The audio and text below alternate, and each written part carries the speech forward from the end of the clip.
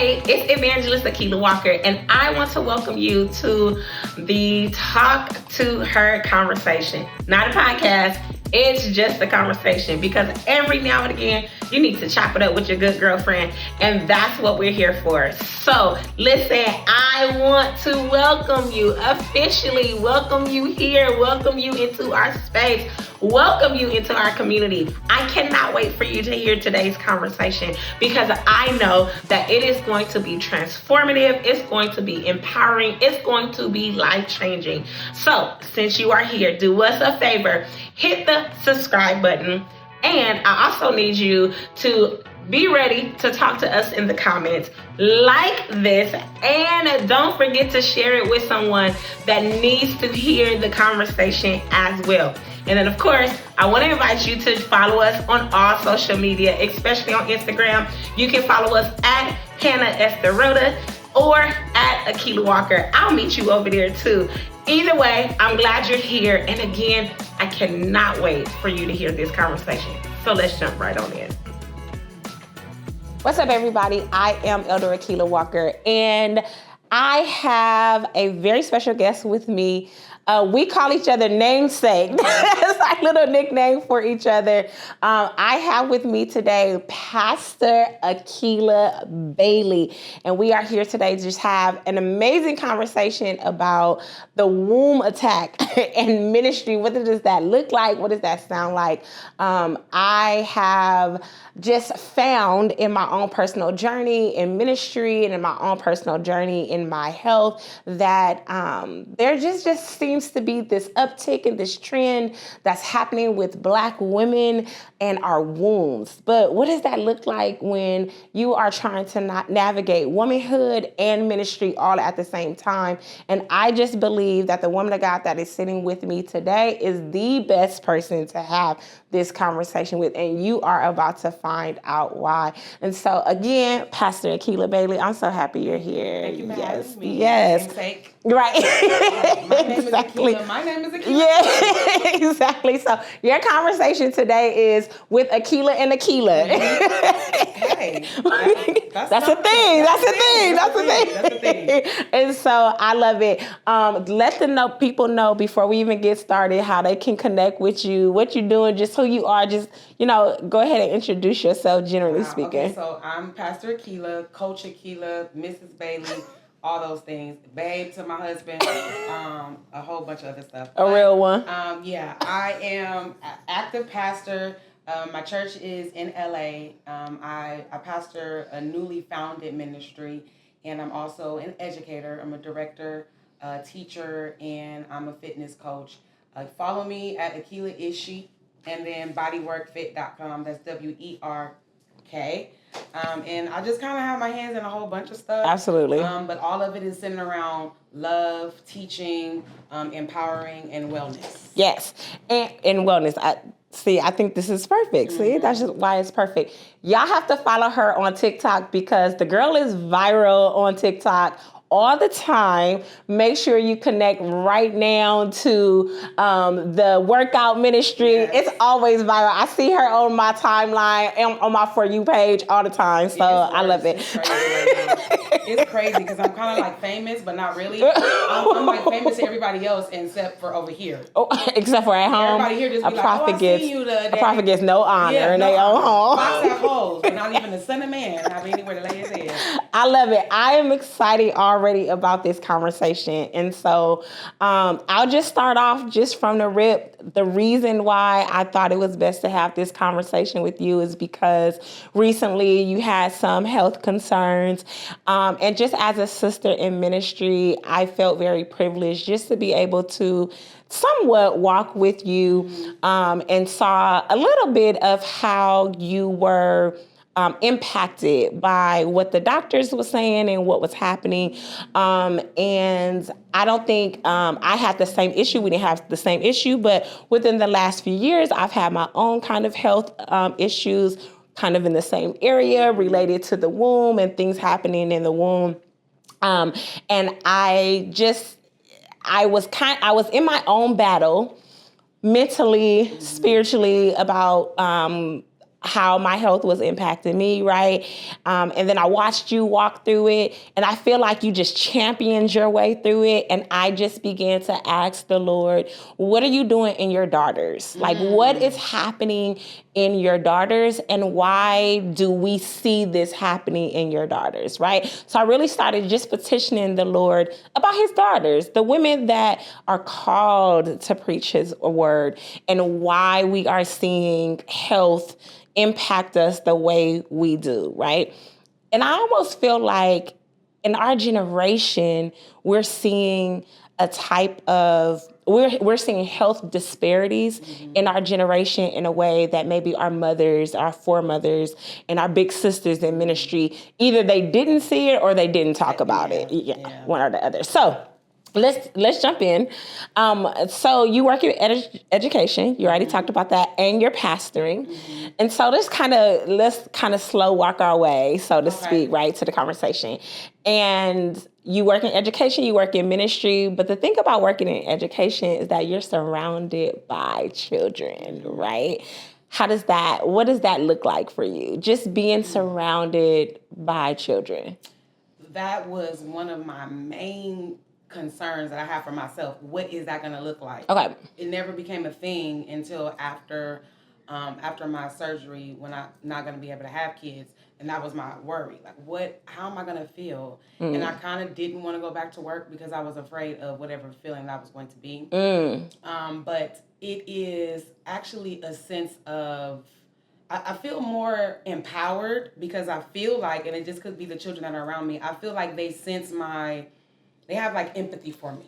So interesting. It seems like they kind of feel, so they're a little bit, this go around, they're more sensitive to me. They're more affectionate to me. And it makes it easy for me to kind of like deal. But I did have like an issue with parents who I feel like are not as appreciative of the experience. And that kind of thing is just like overall. Okay. So you kind of alluded to the thing already, right? So let's name the thing. Okay. What is the thing? What is the health concern that we are talking about with you today? Okay, so this is the first time that I'm saying this out loud. Okay. Because I have been able to, through therapy, through my healing, be able to find a name and how to say it so that it's not triggering. Okay.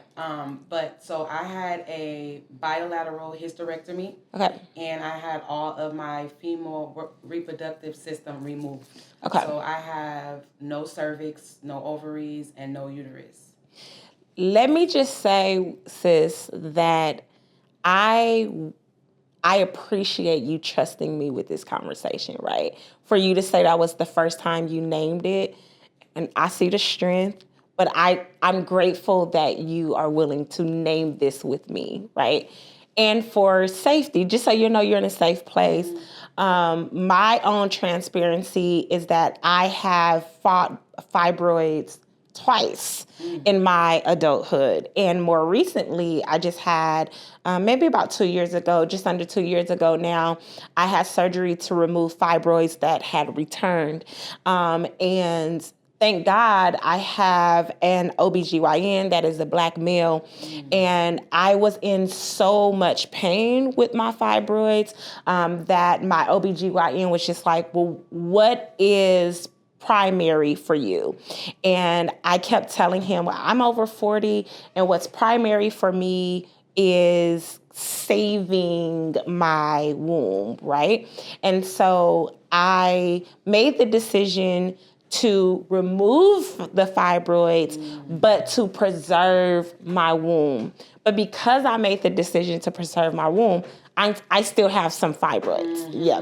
And so I remember, though, the fight and the battle because the doctor was telling me, you may not be able to bear children. And at 40 plus, I didn't know if I even wanted children, right? But to be told that you couldn't, That was a totally different battle. It removes the possibility. It removes, like, there's something different that happens when you're like, well, I'm not really having, you're married, I'm not married, right? You're like, I'm not really interested in having children right now. That's just not really where I am.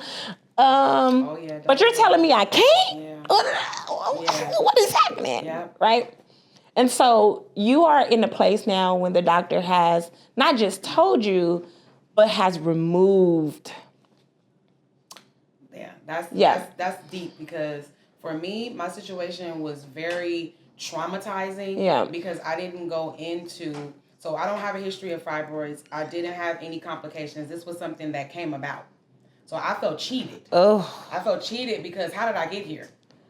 It was something that, let me just give some context behind it. So I had some feeling of constipation. Okay. That's what I thought it was. Okay. That's the best that I can name it. Okay. And so for me, I waited a couple of days trying to be that woman. I got it. Work, I got it. Mm-hmm. And it got so debilitating that I couldn't walk.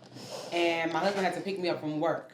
And I said, I'm going to go home, go to sleep, take something.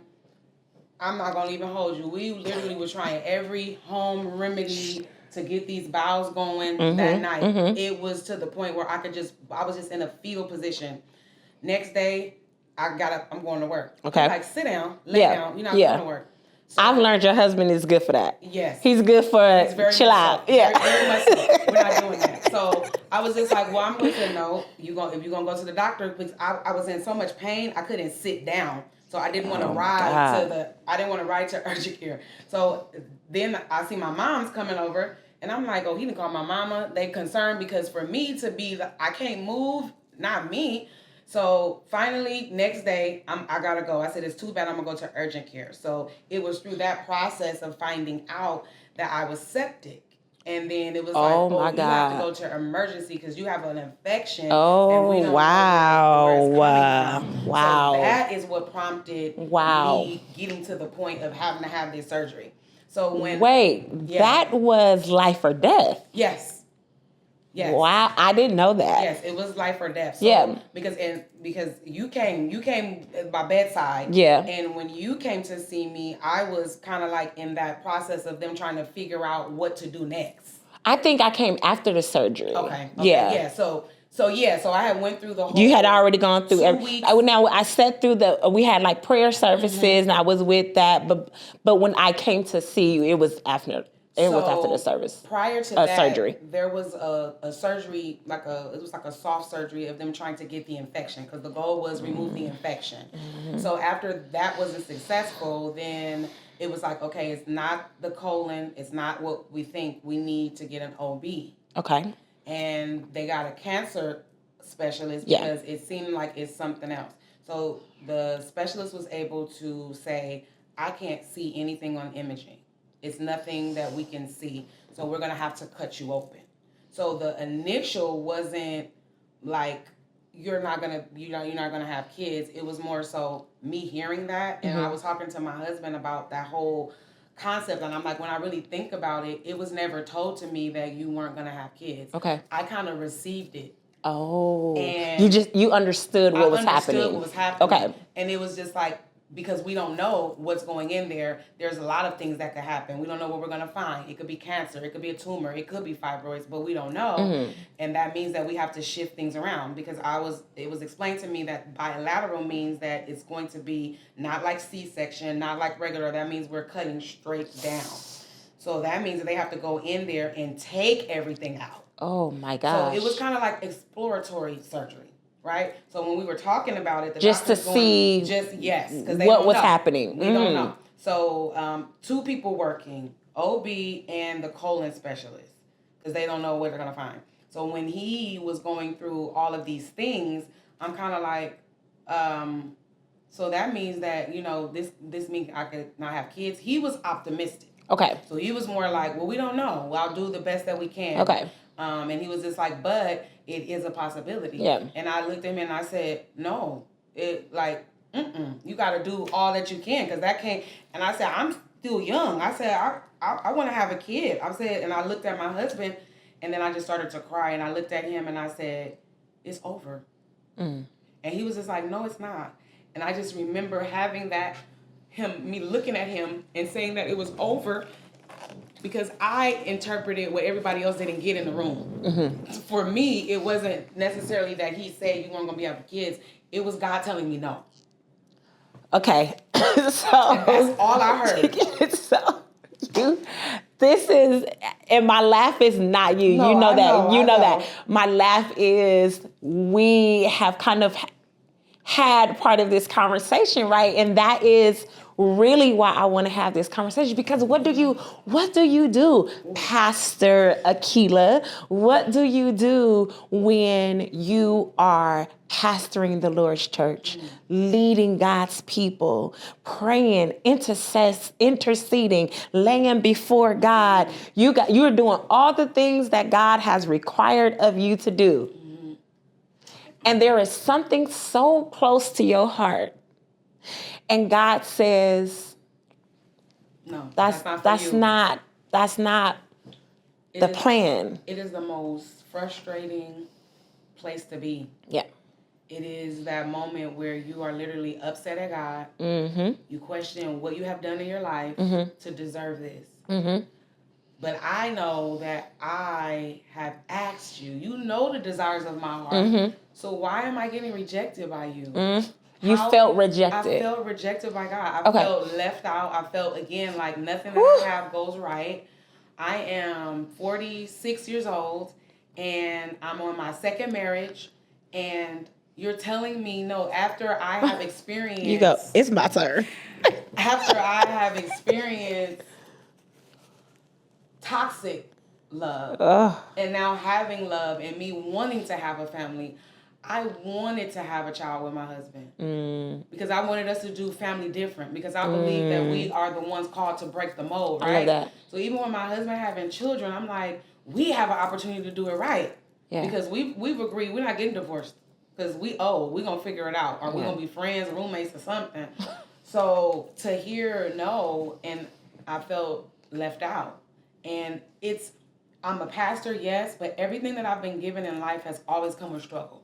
Ooh. So it's like, really? So it is one of those feelings where it's like, why, what is all this for? I had a natural human response, and that was frustrating. I literally was just like, it's a no. And I began to be hopeless in that moment.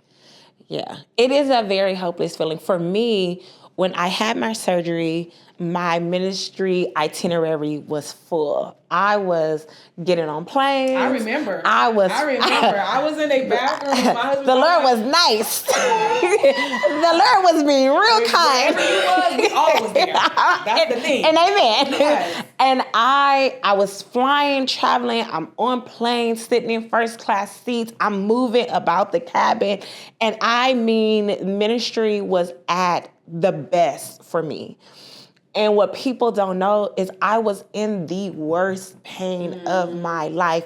When I preached on the biggest platform of my ministry thus far, I was in pain. I went and preached in Seattle. I remember going up to Portland, and I went to preach for a women's conference. And I was in so much pain for that preaching assignment, Akilah, that I had to take ibuprofen just to get up in the pulpit, honey. That's how much pain I was in. And at the same time, I was in so much pain that my bishop actually was like, Akilah, if you don't do something about this, I'm pulling you off the road. He's like, I'm pulling you off, and I'm going to sit you down, because this is crazy. That's how much pain I was in. And when I had surgery, I just began to ask God, why is this happening now? And I had the same question. What did I do? Yeah. Right? And really, to be completely transparent, my question to God has been, why weren't kids in my cards? Right. I asked the same thing. What? Like, why? Yeah. Yeah. What? I asked the same thing. What is happening? Yeah. What is it? Why not? Why not? And my thing is, my question was that because I never positioned myself to be in the business of children. Let's just go with that. Let's talk about that because you got me surrounded by kids. Yeah, I didn't even ask to be here. You put me in teaching. You put me in education. Like, I'm surrounded by kids. Yeah. And for me, and I tried to get out of the classroom, and the Lord, there was another no, right? So you got me surrounded by kids. You have me literally with my hand on the pulse of generations. Yeah. And then I ask you for a seed, and you say, not like that. Not like that. Not like that. And you don't even hear that, though. You don't hear not like that. You just hear no. I heard not like that. See, and I'm gonna tell you why. Because and this is a great segue to my question for you. Because you even mentioned your husband has children. I know, Pastor Akilah, that you are surrounded by people or children that you consider your children, right? You are surrounded by I know you don't call her your stepdaughter, but I'll just say your other daughter. You have other girls that I've seen you with that call you mom and talk to me though about that. And I have goddaughters.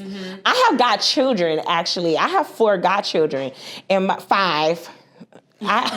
Jesus, that one over there. I have 5 godchildren, and I would never choose to do life without them. So talk to me though about that, because to me, that sounds like not like that. So when you're in the midst of your own feelings, I knew that. Okay. I know that I have these people that I am raising, that I'm rearing, that I'm birthing. I know the theology behind it. Sure. I know the methodology about it. Sure. I get the concept. I'm a village kid, so I was raised by a whole bunch of other people. So I'm already a person that absorbs whatever I'm supposed to be in. That becomes family. That becomes who it is. Okay. So for me, it was isolated because this is something that I want. So you're not, it's not about, I already know that part, but let's not talk about that. It was more so like, no, this is coming from me. So it's me and my personal, right? Because I'm thinking about stuff like legacy, what happens to me, because I'm well aware that even though I have these extensions, there still has They're to not be, yours. They're not mine. They're conditional. Let's talk about it for real. They're conditional because when it's not your responsibility, you can easily detach. So the reality of it is that my assignment to people is different from me birthing something. Yeah, it still feels different. So I knew that, but I didn't hear that. I heard that it was just like, no. I've always taken my godchildren as my Isaiah 54 children. When Isaiah 54 says, it starts off, sing, O barren women, right? And the scripture says, make a sound of joy, right? Yeah. And then the scripture says, because the children of the desolate woman will be many. And I call my godchildren my Isaiah 54 children, because for what I didn't birth, I should be considered childless. But I have children, right? And so I still have more children than the women than my friends that have husbands and the nuclear families, right? And I'm like, well, the Bible says that there is a level of rejoice in that. And for me, I feel like it is only Isaiah 54 that gives hope and encouragement to that, because everything else is just like, you go over there, you can't have no kids. Everything else is like childlessness and barrenness is considered sin. It's considered problematic. It's a result of you somehow doing wrong. And I really had to settle myself in. God did not give me this journey because there was something wrong with me, but because there was something he needed from me differently. I was thinking today, I have 5, but I have a special one. She's not more special than the other ones, but my baby is Kelsey. Everyone knows that. But Kelsey is 10 10, how was Cody? 10. And Kelsey's mother passed away a few months ago. She passed away in the summer of 2025. And I was walking Kelsey through that journey. And I remember telling my mom, well, Mom, I have Kelsey and I don't know how to walk Kelsey through helping her being motherless. I don't know that feeling. And then less than a year later, my mom left me. And I was, just preparing for this conversation in complete transparency. And I heard the Lord say, but I birthed Kelsey for you. And this is what I'm saying. This is why I call my godchildren the Isaiah 54 children, because Kelsey was my baby from birth. I remember when Kelsey's mother was pregnant. I remember when she set me down and said, I want you to be Kelsey's godmother. I walked that entire pregnancy with Kim. I walked her whole doctor's appointments and everything. I watched Kelsey. There's not very many things that has happened in Kelsey's life that I was not there for. There is just a special bond between Kelsey. Everybody else knows me knows that, right? It's just something special about Kelsey. And I was there by Kelsey's mother's side when she left this earth. Mm-hmm. And the last thing I said to Kim was, I got her. Don't worry. Yeah. I got her. And thank you for giving her to me. Kelsey is 10. And I remember before her mother passed, the Lord has started telling me, you need to be ready to mother. And I didn't know what the Lord was saying, right? I'm like, what? Why do you keep saying that? He was like repeating it. I'm like, why do you keep saying that? And then Kim passed, and I said, I have a 10-year-old. Mm-hmm. I have a 10-year-old, right? And so I know you don't have the biological children. Mm-hmm. But you got some Isaiah 54s. Mm-hmm. Mm-hmm. Yeah. You do. Yeah. Okay, so how does that sit with you though? So we being transparent. Sure. First, let me talk about this real quick. Okay. You brought up the scripture that's very prominent about the barren woman having joy. Why is it that Abraham had many sons? So many as in the stars, right? He had them in the stars, but yet even in being a senior citizen, AARP ready, God still allowed him to have a child. Okay. Why is it so different for women? It's like we're barren and that's just it. Yeah. Right? But Abraham started off with the concept of what we know to be barren. That's how it starts. That's where we know. So we understand that all he wanted was something of himself. Okay. Mm-hmm. And he didn't have it. Then it's like you got all the stars. Everybody belong to you. You got all the kids now. So we learned the concept of you not necessarily birthing it, but it belongs to you. Then we understand generation. We understand blessings. We understand how we grow and we part. But the woman still just gets, okay, all right, you'll birth many, but that's it. It doesn't pertain, right? And then you get Mary, who never even have sex. She busts out, and now she have Jesus, and she barely get that credit. Okay. We want to talk about that. So it's just very interesting to me how socially in society it warps and it changes the perspective of being barren. Because men can be barren too.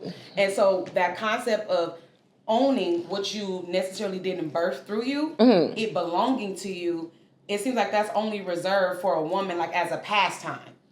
I think I get what you're saying, right? Because I think it rests on the fact that historically womanhood has been defined, or the pinnacle of womanhood has been defined by motherhood.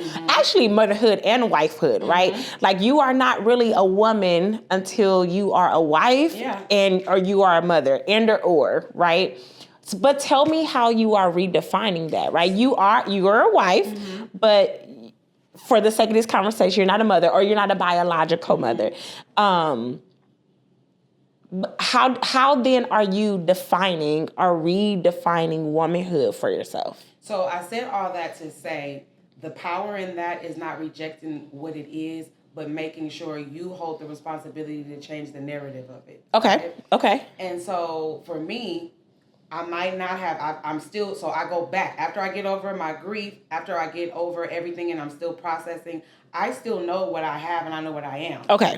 But it's in helping other people to see how you play that out. Okay. And I think that's just taking down stereotypes and taking ownership and being responsible for when you are a godparent. Not just being, okay, because I'm just the pastor. No, but you should be involved just like you're the parent, right? Yeah. You should, regardless to if that's my husband's kids, I should be involved just like I'm the parent. Okay.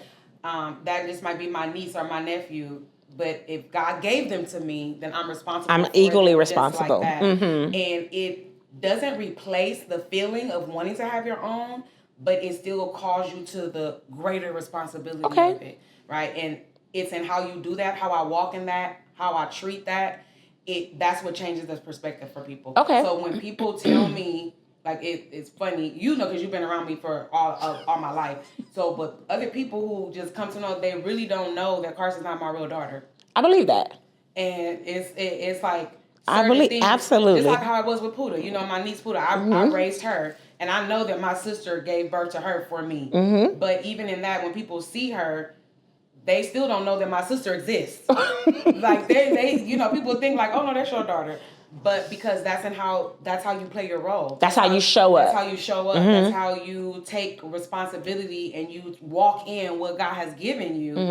And it's just that you still have that feeling. And what I've learned through grief is that it's okay to sit in that and have that.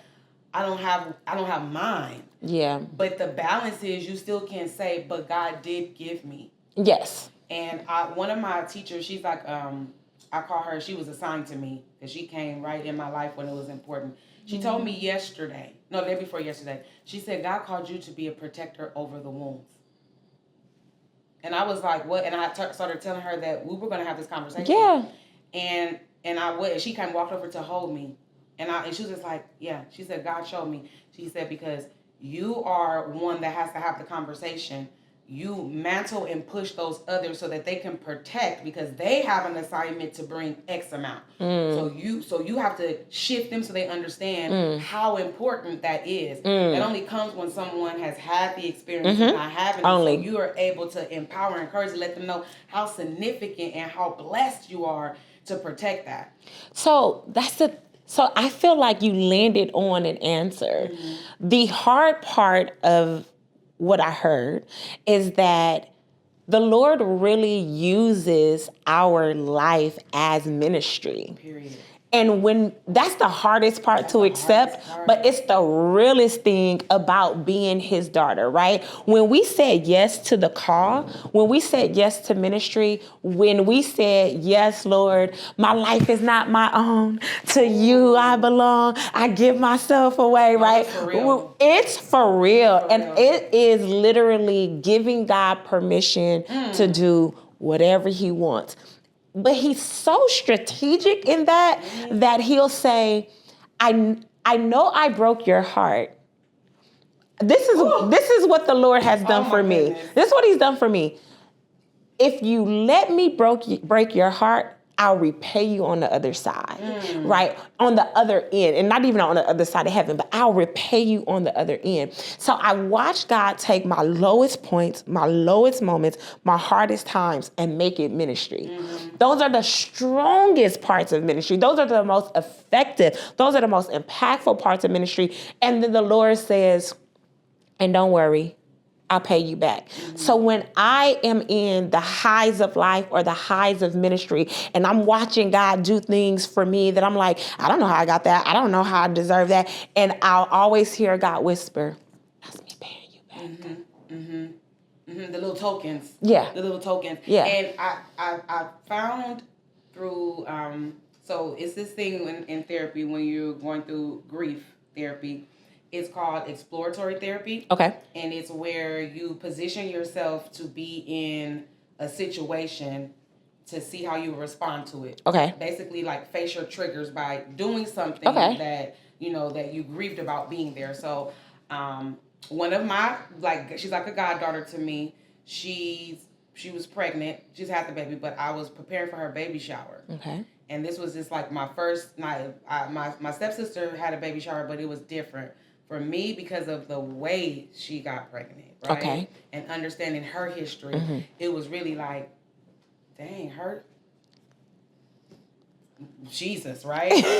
And so that's the real place. That's the So I'm going and I'm preparing, and I didn't want to buy a gift because I was like, I don't want to be shopping, I don't want to be looking into it, but I know that this is a part of the moment, so I should take it.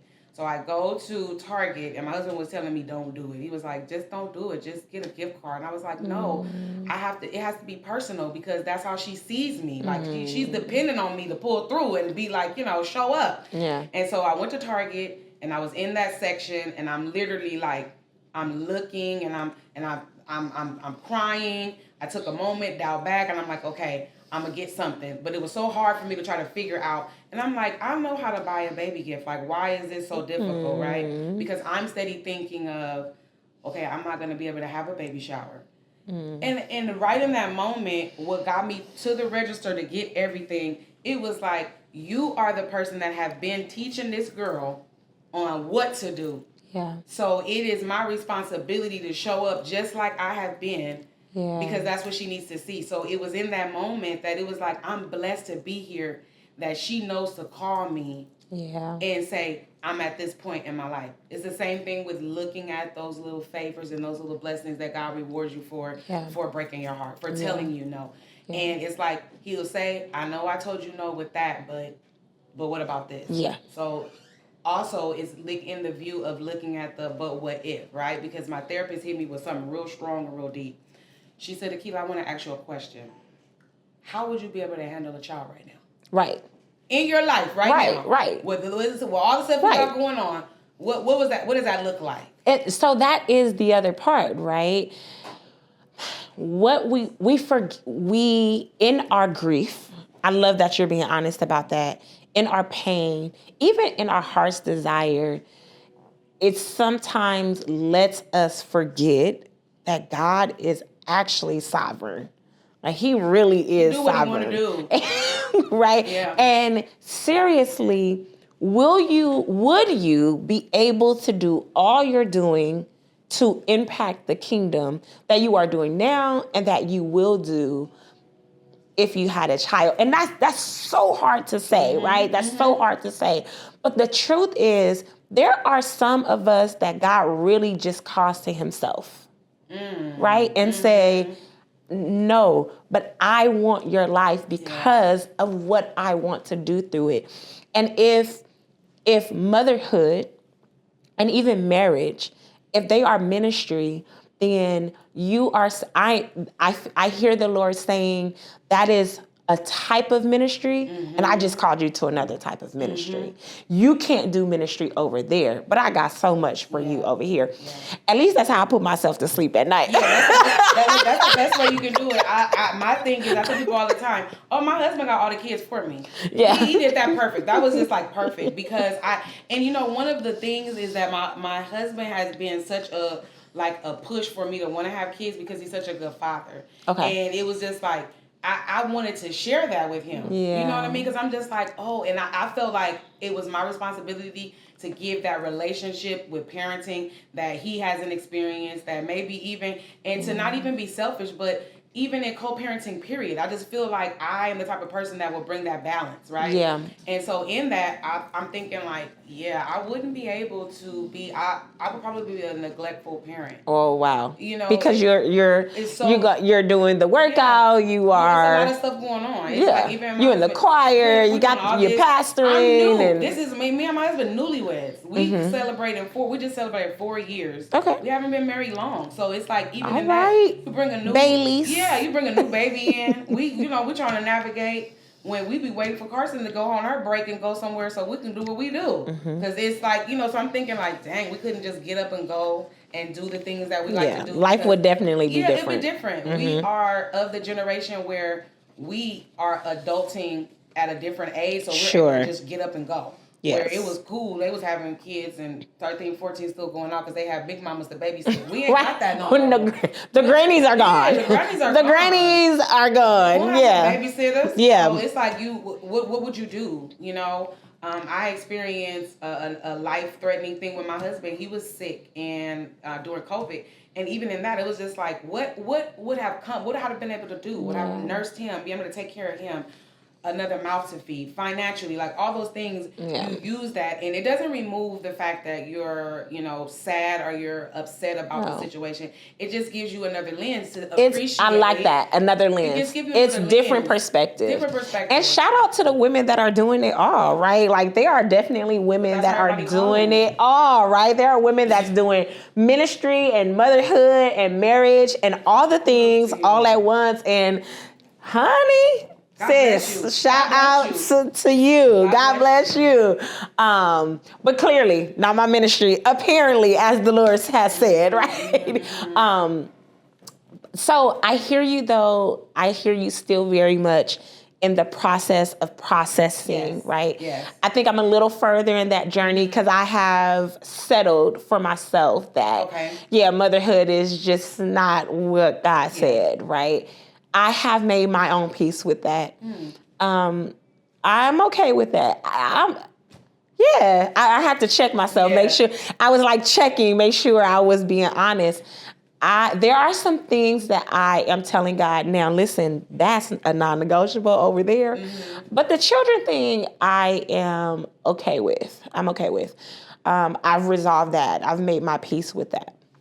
You sound like you're still a little, you're still in the process of that journey. What though, in your process, would you say to a woman who may have endometriosis or struggling with fibroids or PCOS or any type of infertility issues, and she is maybe not in ministry, either in ministry or not in ministry, or just struggling with that conversation with God, what would you say to her?